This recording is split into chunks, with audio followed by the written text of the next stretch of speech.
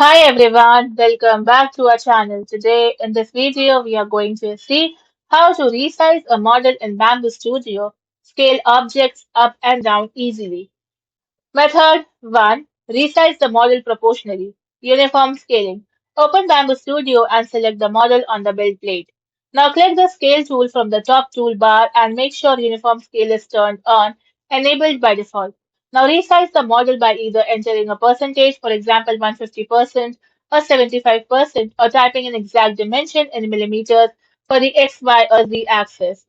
Now press enter to apply the new size. The remaining dimensions will update automatically to maintain the model's original proportions. Method 2. Resize only one axis non-uniform scaling. Select the model and click the Scale tool. Turn off the uniform scale option and enter the desired percentage or millimeter value for the X, Y, or Z axis you want to modify. Then press enter to apply the changes. Note, non-uniform scaling changes the model's proportions. Circular holes can become oval, threads may no longer fit correctly, and precision parts may lose accuracy. So use this option only when shape distortion is acceptable. Method 3. Resize using the Measure tool.